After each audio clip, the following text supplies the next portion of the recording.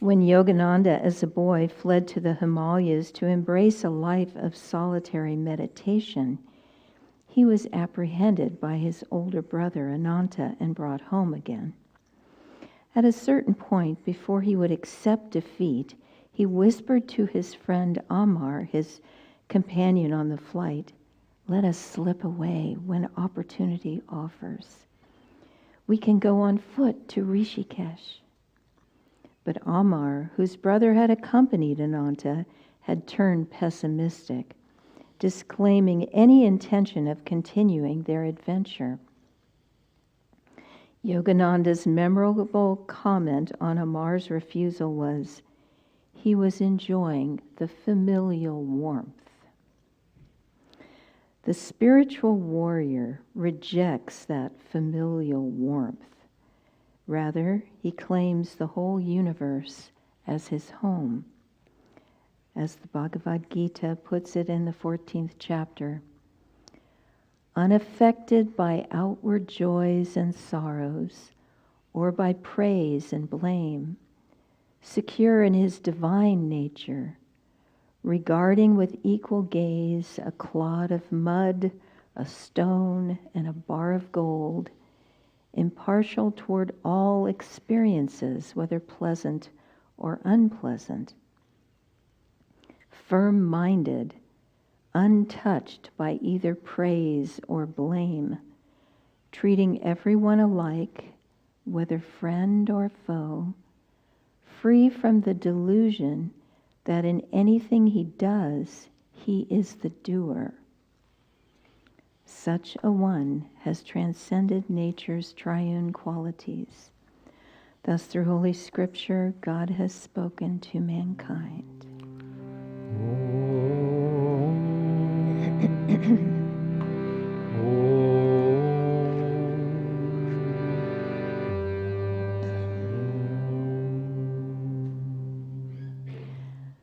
So this Bible reading is dual in its message to us. On the one hand, it is saying that... Did you listen to that? Hello? Hi. On the one hand, it's saying that we have to be strong in our courage. We have to stand up to that opposition that often comes through the family of saying, why are you wasting your time meditating? You're denying life. Come have a drink with us. You know, that sort of come be like everybody else. Don't go off alone. Don't try to go deep into the inner realities. Stay on the surface of life. Just do your duty in the world. Get married, have children, have grandchildren, and all that sort of thing. Be normal. Don't spend your time looking for something deeper in life. There is that conscious force, Yogananda said, in life that tries to keep each one of us bound to materialism. Happiness will be found in that new car, I'm telling you. It's there. Just go into debt and get it, and you'll see. And you'll maybe enjoy it for a few days, and then the payments start coming. You have to start paying those bills off. Everything is like that. Oh, you'll find happiness if you eat that triple hot fudge banana split. I'm telling you, it's in there. But no. Then you start to feel sick afterwards. There is always that force that is telling us to believe in materialism. I often say that life is like an up arrow and a down arrow. Simple. Your energy is either going down into materialism or up into spirit. Every moment we have to check ourselves. If you feel a heavy sigh coming on, and you feel depressed, and the world is so terrible, and politics are a mess, and on and on and on and on. There's a list like this. Catch yourself. That's believing in the unreality of matter. Matter is only energy. Energy is only thought. Believe in spirit. That's why Swami paired this reading with positive thinking. We need to keep our energy uplifted. Don't allow yourself those deep, heavy sighs or to drop your shoulders in resignation. I am energetic, enthusiastic. Always be positive. Keep your spine straight. Yogananda said a bent spine is the enemy of self-realization. Keep your consciousness uplifted. Teach yourself to do the things that keep you positive. Of course, keep positive company. That's why we have Sunday service every week, to remind all of us that satsang with like-minded souls is a wonderful tool to growing spiritually. And masks are optional, so come to Sunday service in person. I know it's really fun to sit in your pajamas with your cup of coffee and watch Sunday service and maybe fold the laundry while you're at it. But come, be in this vibration with the masters, with your spiritual family. So this reading is that outward courage of conviction, the sword of discrimination, to say, no, I believe in spirit. I believe God is in control of this world, not politics. God. And I will go forward in faith, in joy. We affect the world by every thought that we have. The more we spiral down into, oh, it's never been so dark, the worse it gets. My outer life reflects my inner thoughts. I remember my mother and I sitting at the kitchen table. I don't know how old I was, 5, 7, somewhere in there. And she had been reading the news, and she said, or watching the news on TV, and she said, oh, the world is in such bad shape. It's never been so bad. And who knows where children get these things, but I just, with perfect conviction, I said, Mom, it's always been like this. And she looked at me like, who is this kid? Anyway. But the world has always been like this. If it wasn't the invading Huns, it was somebody else, the Moors, the whatever. There's always been drama. What we want is to live in truth. So the other aspect of this reading is Jesus is saying your inner citizens, as Swami would talk about the Bhagavad Gita, which is allegorical, and all the kings and princes and all these people represent things like material desire and habit and all those sorts of attitudes, inner attitudes.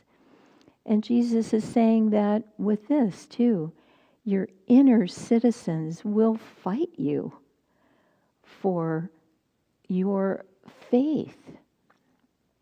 They will say, no, you don't want that. You don't want to sit in meditation. Why do you want to be still? Why don't you go run around and do stuff? You've got to run all these errands. You've got to do all these things. Why sit still in meditation? Because when you sit still, be still and know that I am God, what happens? You start to feel the joy of spirit. And it's intoxicating. So the ego wants you to not do that. Don't get a taste of divine spirit. No, go anywhere, do anything. Clean the house if you have to. But don't sit still. A friend of mine used to say when she had Sunday service to do, she would find every excuse not to meditate. And she said my house was never cleaner than right before she had to do Sunday service. And it's that fight. It's that interior fight. And we have to take, again, that sword of discrimination and say no. As Yogananda said, everything can wait, but my search for God cannot wait. Take that time. Make yourself sit. Develop that habit of going to God first in the morning. Not to your emails, not to your telephone. Go to God first. Make Him the priority. And you will find, little by little, that joy of the soul percolating to the surface. These are subtle realities, especially at first. They're buried in all the commotion that's going on inside, all these inner citizens vying for attention. But as soon as you taste that, nothing else matters. God alone will give you everything you want. I have told you I've been reading the life of St. Francis, and it reminded me, this Gita reading, seeing everything the same. A clod of clay, a bar of gold, everything. Because, for one thing, we're even-minded. And so whatever lottery we win, that's very nice. Whatever dungeon we're thrown into, okay. Wherever I am, God is. That's even-minded. And cheerful. As Yogananda said, we need to be even-minded and cheerful, no matter what the circumstances. So that's one meaning of this passage, the Gita. And the other is to see God in everything, shining in everything. So St. Francis, because he felt both of those things, even-minded, God was in charge, totally surrendered to God, and also seeing God in all creatures, in all people, in everything and everyone. Animals loved him. You know, we always see pictures of St. Francis with a deer or the wolf of Gubbio that I talked about last week, or, you know, all these animals. Well, there's a beautiful lake in Italy called Lago Trasimeno, and it's near Assisi. And it's just one of my favorite places on earth because there's two islands in the middle. Isola Maggiore, the big one, and Isola Minore, the little one. And St. Francis used to go out to the big island, it's not very big, and have seclusion there. And Dharmadas and other friends, we love to go there in the summer because they have paddle boats and you can go around to these islands and have a picnic there. It's just really fun. So St. Francis went out to the big island, and he was met on the shore by a rabbit. And the rabbit was there sort of as the welcoming committee.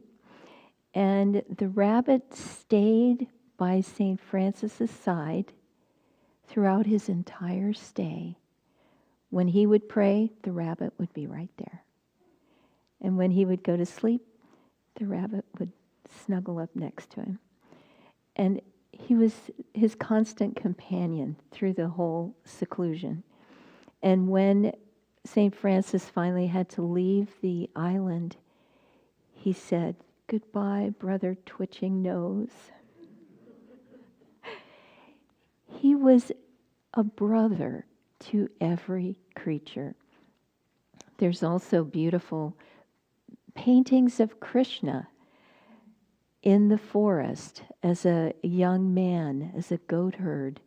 And you would often see this. You probably remember Krishna is seated, and he has his arm around a little deer, a little fawn. And the fawn is looking up at Krishna with complete adoration. That's attunement with everything and everyone. There was another time St. Francis was crossing a little lake, big lake, and the boatman had just caught a fish in a net. And he said, "Here, Francis, I'm giving you this fish." And the fish was struggling, didn't have anything to breathe. It was dying. And Francis immediately took it in his hands and put it back in the water. And the fish stayed with St. Francis's boat all the way to the opposite shore. Francis got out. The fish stayed in the reeds, waiting for Francis to return. And then when Francis got back in the boat to go across, the fish stayed with him the whole time. And someone gave Francis a pheasant. They hardly had anything to eat. And this was a great gift, the pheasant. But Francis let it go. And it fluttered up for a moment, and then it came back and sat right next to him. Its freedom didn't matter. He wanted to be with St. Francis. So think of how life would be if we saw everything filled with God's light. Every troublesome person, every boss who's mean, every problem relative, everything, everyone filled with God's light. That's one of the secrets of why so many people love Swami Kriyananda, because he saw that light. He saw that divine potential in every person, and he related to that. So let us try to do that. And another thing we can try to do is what the great saints do. Those who are almost fully liberated, they go through an exercise of remembering their past lives, which we aren't quite there yet, but maybe in some ways we are. They remember their past life and they go through every action, every moment of every life, and they consciously realize that it was always God who was the doer in everything that they did. They thought we think it's us. We think we're deciding what to make for lunch and all the millions and millions of decisions we make every day. But behind that, God is the doer. So let's practice that. We don't have to wait until we're liberated to do that. We can practice now. we can say, everything I did today was God. God is the real doer in everything, not I.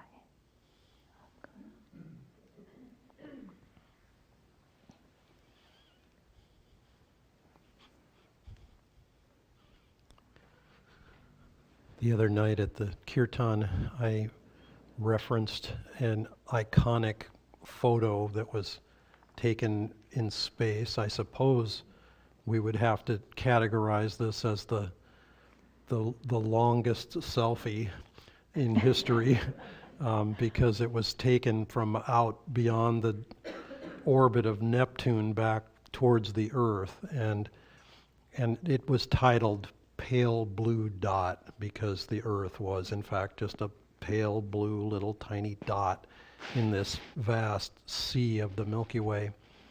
And some of you may have, I'm going to get a little physics on you here and space oriented, but it ties into the topic. Some of you may have heard that in the last while, William Shatner, who played Captain Kirk in the Star Trek series for many years, became the oldest person in history to go into space. And he took one of these brief rides up above the line of space and was able to see space, see the Earth in perspective. He didn't go way out into orbit, but he at least reached space. And afterwards, he came back with a very, it brought him to tears immediately. He had a very intense reaction. And his reaction was a little surprising, I think, both to him and perhaps to others as well. He said, it made me very sad, because he said, I was looking into death. You know, all of this space that he was looking into, all that blackness, and the Earth, relatively small by comparison, represented all that was nurturing and all that was sort of loving to him, and he was away from it. And it was like, whoa, I need to get back home.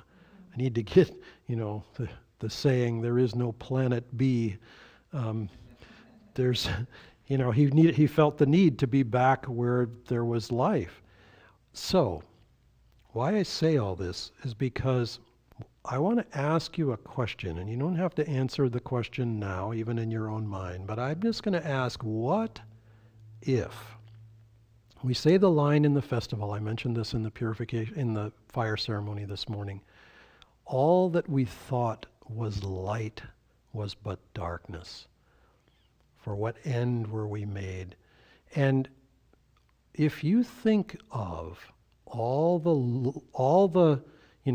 that image of the pale blue dot with the Milky Way behind it, and it's basically black, but for a little sketch of, a little fluffy bit of foamy light along the edge there, kind of a cloud of light. But otherwise, everything is black. What if, you have to cast your mind back now for those of you who can do this a few years ago. Remember when cameras were not digital? Remember when cameras involved this thing called film? And even video cameras, movie cameras, it was always film. And you had to develop that film. And unless you were shooting a very unusual kind of film, what you got at the end of that process was a negative. And a negative is the reverse. So everything in the photo that is bright is dark. Everything that is dark in the photo is bright on the negative. So here's my question. What if we are looking at a universe that is a negative, and we're seeing it backwards? Because we're looking at, if you look at a negative, they're really weird. They look really bizarre. The faces are reversed. It can be a little freaky. Well, what if space was reversed? What if all the stuff that we see as light, all that foamy Milky Way, the sun shining, etc., what if all that was the dark part, relatively speaking, and what if the dark stuff, the space, which, by the way, is filled with light, filled with energy. There's some mind-numbing statistic that I will paraphrase here, but I'm going to give it a flying try. I'm going all physics on you here again. Every cubic centimeter of space, empty space, not a single atom in it, every single cubic centimeter of space has more energy moving through it at any given moment than if you could explode all the matter. So you think of all the matter in the universe, all the Earths, all the stars and planets, etc. We know how powerful nuclear force is. If you can turn all that into energy, that single cubic centimeter of space has more energy moving through it than all of the matter in the universe turned to energy. That's how much energy is there. That's how much light is there. And we can't see it with these eyes, but we can see it with this eye. That's what Yogananda was referring to when he described, he had recorded chanting, I believe it's the album that we have, Songs of My Heart, but he was seeing the devotees afterwards, and he said, "You have no idea how beautiful you all are. I see you as beings of light." And this is, as Nirmala was pointing out with Swamiji, that's the same thing with him. He saw us in our highest potential. He saw us as the divine light. And he saw the idiocy and the unbelievable. Yogananda referred to, people are so skillful in their ignorance. I mean, just the sheer skill with which people just aim for the wrong thing, just nail it. I mean, it just, it could be very frustrating, absolutely. And he was not immune to that. He was not incapable of seeing that. But if you think, so going back to William Shatner and his experience, if that's what you see is just pitch dark when you look at space, the void of space, and how forbidding it is, how inimical to human life it is. It's very challenging to live in space. I mean, all this cosmic radiation is flying around. I mean, that's part of that, what's going through that cubic centimeter of space at any given moment. It's all this high energy. Yeah, it's not, I mean, these physical bodies are not well designed for that environment. But we're not our bodies. We're the spirit.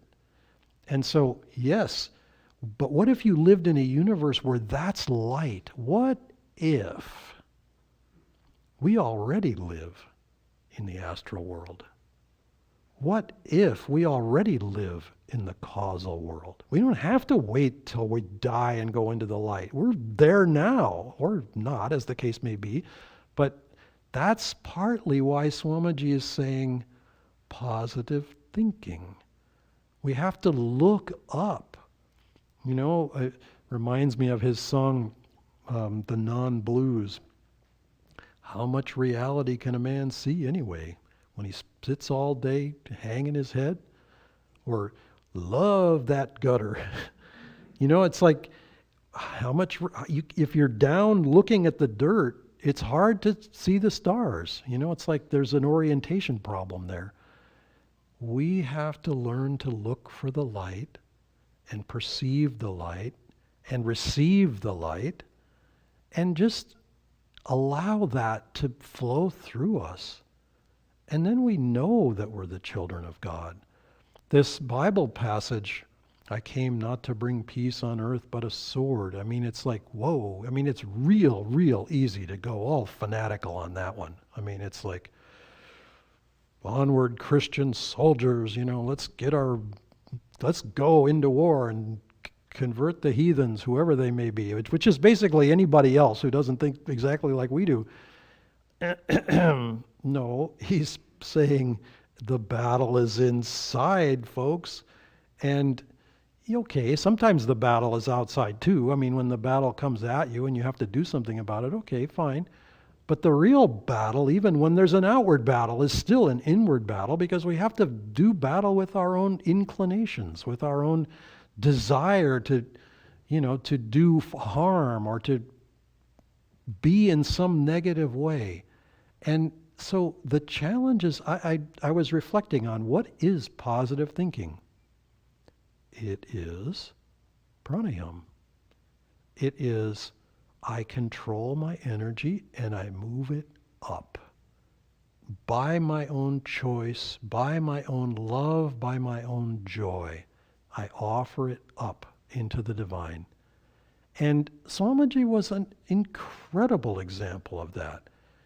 The circumstances of life did not evade him. I mean, yes, he had a somewhat charmed childhood to a point, till he had colitis and got sent off to Switzerland in school. Okay, Switzerland is a nice place, but guess what? He didn't speak French. He's 8 or 9 years old, and he's in a school. Donald, you are so stupid. That's what they told him. Well, he wasn't stupid at all. He just didn't speak French, and everything was being taught in French, so he had to learn French. Then he goes to England, and he's about to become the head boy, but there turns out to be this war that starts in Europe, Second World War. So now he's back in America, but guess what? He's a foreigner in his own country because he has this weird accent. Oh, you talk so funny. Why do you talk so funny? You're not one of us. And that sort of thing led him to the song that we're going to sing after we take the offertory, Go On Alone. Except in this case, now it's titled Walk Like a Man. But the message of the song is still Go On Alone. And Swamiji called it the theme song of cooperative communities, which may sound really bizarre, and it was for many years the theme song of cooperative communities, until there were enough people who decided, let's go on alone together, that they did, and we did. And then he wrote Many Hands Make a Miracle, which is a sort of more understandable theme song for cooperative communities. But that spirit of being able to say, it's kind of like those little, they used to have these little inflatable toys that had sand in the bottom, and you could knock it over and it would come back up, and you knock it the other way, and you could use it sort of like a little punching bag. It always came back up.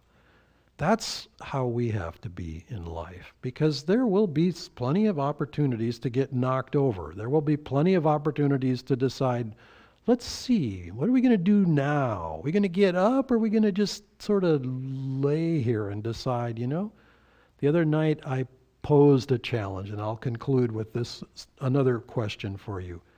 Am I a victim, or am I a warrior? Because warriors are never victims. They may be maimed, they may be captured, they may be killed, but they are never victims. And it's all about the attitude.